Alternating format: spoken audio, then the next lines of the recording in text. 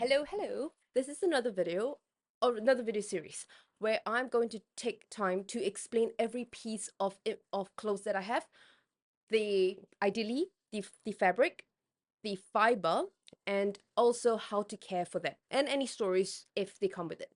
So today we're going to start off with this qipao. I'm going to show you what it is and I'll talk about how to care for it.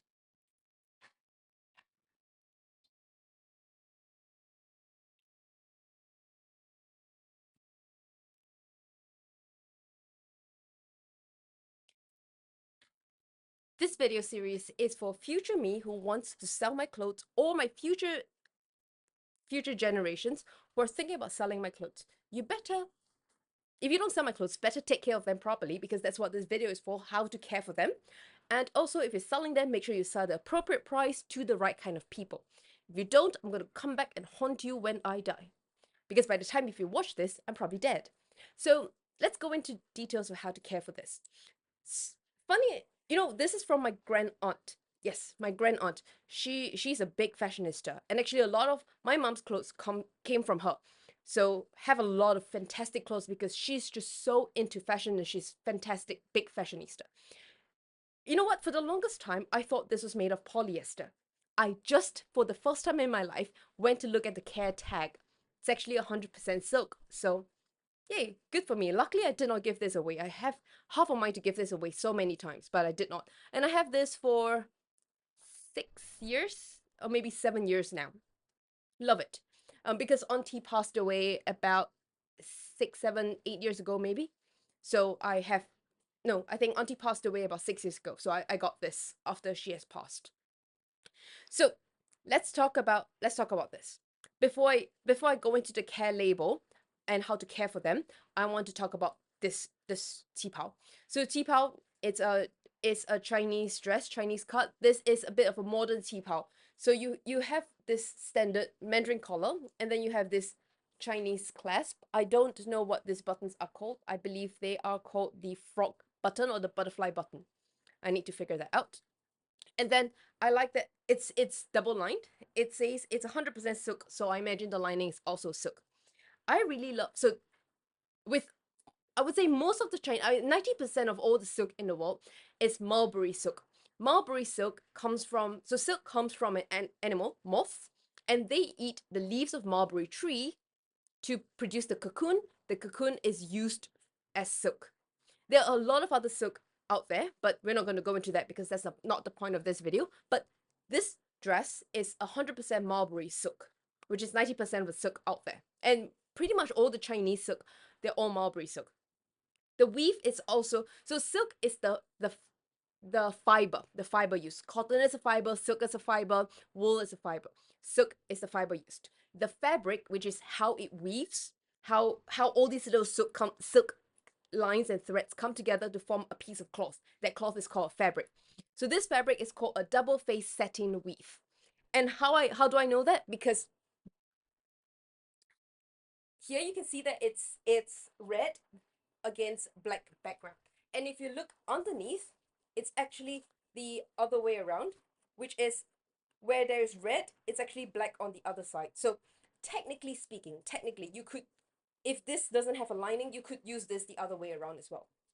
So it's double weave because you can use the front facing or the back facing. They're both equally well designed and well crafted to create this fabric. So I think this is a beautiful piece. This is one of my 4 tea-paos that I currently have.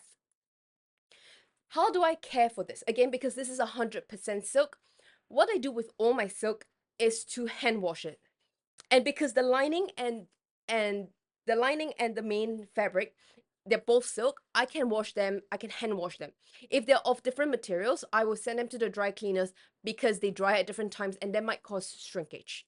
So both of them are silk and I can hand wash them. Interestingly enough, the care tag says that this is machine washable. So with all silk, always wash at 30 degrees Celsius or less. Ideally, 30 degrees Celsius is enough. Pretty much I wash all my clothes out of the tap water, and tap water is less than 30, is about 30 degrees Celsius.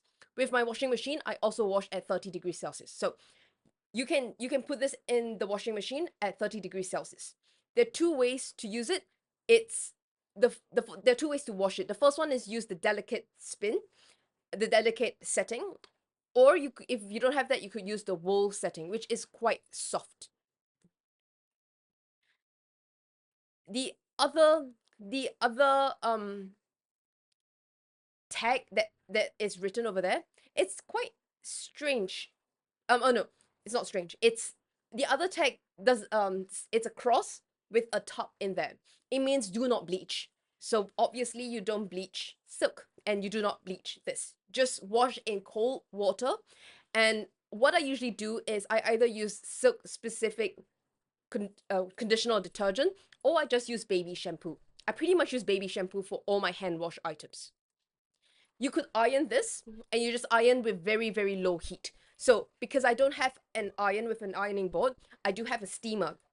If I want to steam this, I steam it about 5 centimeters to 7 centimeters away to steam it. So the steaming metal plate does not ever get in contact with silk. Then it needs to be apart. But the thing is, you don't really need to steam. It never gets crumpled. See, I've sat down for a bit. There's some lines, but if I just walk around, the lines just goes away. So it's kind of a reason why I like natural material. For some reason, I think it might be the weave as opposed to the fabric, but I never really need to iron too much of my clothes unless it's 100% cotton. The other the other care the other care label also says that you should not tumble dry, and you should just air dry or hang dry. What I do with silk is that once I hand wash them, I roll them up in one of my bath towels, and then I to kind of squeeze it out, and then lay flat to dry naturally.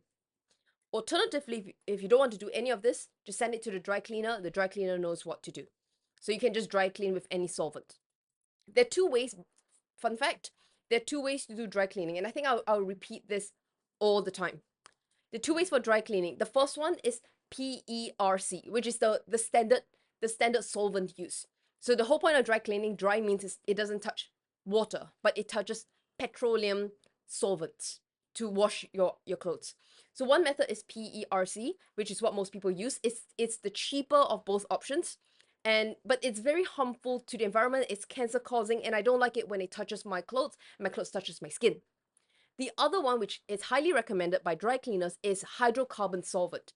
So if I'm going to dry clean it, go and check with the dry cleaners if they use a hydrocarbon solvent. If they use that, go to that dry cleaner. If they don't do that. Simple. Go find a dry cleaner that uses hydrocarbon solvent.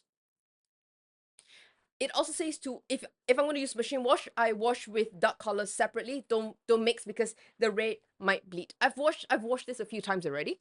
Nothing. It's all fine. Nothing happened, so it should be all right.